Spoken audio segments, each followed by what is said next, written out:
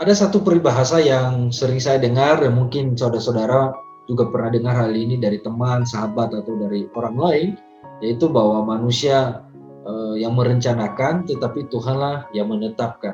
Nah, ini memang tepat sekali dengan apa yang dikatakan juga oleh Amsal 19 ayat 21 bahwa banyaklah rancangan di hati manusia tetapi keputusan Tuhanlah yang terlaksana. Pada dasarnya manusia dalam kebebasannya pasti mempunyai banyak rancangan atau rencana di dalam hatinya. Hati ini merupakan pusat hidup manusia karena seluruh keinginan itu bersumber dari hati. Hati mempunyai banyak kemauan dan kehendak. Maka apa saja yang diinginkan hati langsung diperintahkan pada otak yang berfungsi untuk memikir dan membuat segala cara agar dapat mencapai apa yang diinginkan oleh hati. Jadi dalam hatinya manusia pasti mempunyai banyak rancangan, terlepas dari apakah rancangan itu tercapai atau tidak sama sekali.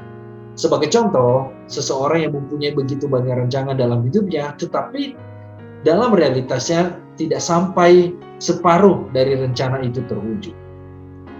Nah, pertanyaannya adalah apa yang biasa orang lakukan ketika mengalami rencana yang gagal, ketika yang direncanakan itu gagal. Yang pertama adalah orang itu bisa menerima apa adanya, karena memang dia tahu bahwa rencana itu di luar kemampuannya dan wajar saja kalau itu tidak tercapai. Yang kedua, ia mengalami frustasi, hidupnya dijalani dengan penuh kemarahan, merasa tidak diterima, gagal, dan dia meyakini bahwa hidupnya adalah hidup yang sia-sia dan tidak ada artinya lagi. Nah, mungkin kita sering mengalami itu ketika rencana-rencana yang kita buat tidak tercapai dan tidak terwujud seperti yang kita harapkan. Tetapi ada hal yang harus kita sadari ketika kita membuat rencana dalam hidup ini supaya sesuai dengan apa yang Tuhan mau. Rencana kita haruslah sesuai dengan kehendak Tuhan, atau hidup kita juga sesuai dengan kehendak Tuhan. Artinya apa? Menyerahkan rencana kita dalam kehendak Tuhan. Apa yang Tuhan mau, melibatkan Tuhan dalam rencana yang kita buat. Jadi carilah apa yang menjadi kehendak Tuhan, menyerahkan rencana ini ke dalam tangan Tuhan. Jadi ketika hal itu pun tidak tercapai, kita nggak menjadi marah, kita nggak menjadi frustasi, tetapi kita mampu menerimanya dengan sukacita karena kita tahu ini adalah bagian dari proses kehidupan kita.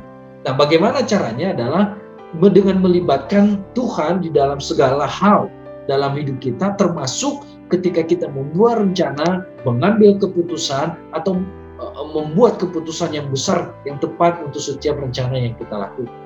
Yusuf adalah contoh orang yang memilih untuk mengikuti rancangan Tuhan, sekalipun ia harus mengalami suatu proses perjalanan hidup yang panjang, melelahkan, dan sangat tidak mengenakan secara daging.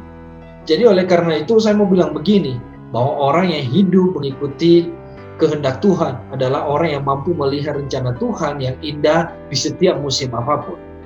Jadi ketika saudara dan saya hidup dalam kehendak dan rencana Tuhan, dan rencana yang kita buat sesuai dengan kehendak Tuhan, maka kita juga akan menjalaninya dengan penuh sukacita, dan kita juga akan mampu melihat rencana Tuhan yang indah di setiap musim apapun. Nah, yang kedua yang harus kita sadari adalah kita harus percaya dengan sepenuh hati kepada Allah, mengandalkan Dia dalam segala hal. Meskipun kita tidak mengerti segala sesuatu tentang Allah, keterbatasan itu tentunya tidak menghalangi kita atau membuat kita untuk mempercayainya dengan segenap hati kita, dengan seluruh kehidupan kita, dan mengandalkan Dia. Jadi meskipun kita belum melihat apa yang akan terjadi, apa yang akan kita terima, yang kita rencanakan terwujud atau tidak, tetapi kasih karunia Allah tetap terpancar bagi hidup saudara dan saya. Daud pernah berkata begini, meskipun dalam lembah kekelaman melewati bayang-bayang maut, aku tidak takut. Kenapa? Allah beserta saya. Ini adalah sebuah statement bahwa dalam kondisi dan keadaan yang buruk sekalipun, Tuhan akan tetap menyertai kehidupan Anda. Artinya apa? Dalam kegagalan, dalam rencana yang Anda buat, meskipun itu tidak tercapai, meskipun itu yang terjadi tidak seperti yang Anda harapkan, tetapi tetap percaya bahwa Tuhanlah menyertai kehidupan Anda setiap saat.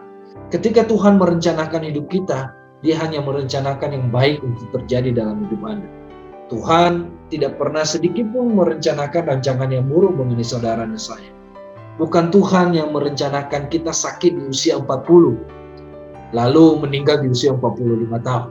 Bukan Tuhan yang merencanakan usaha pertama kita harus bangkrut lebih dulu dan kemudian baru sukses pada saat menjalani usaha yang ketiga.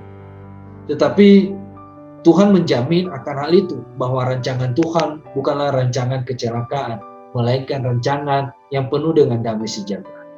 Jadi saudara-saudara, percaya dengan sepenuh hati kepada Tuhan merupakan keputusan terbaik ketika Anda tidak dapat melihat setiap rencana Tuhan dalam hidup. Tetap percaya, tetap pegang janji Tuhan, tetap mengandalkan Tuhan, tetap hidup sesuai firman Tuhan, maka hidup Anda akan mengalami kemenangan setiap hari. Tuhan Yesus memberkati kita semua.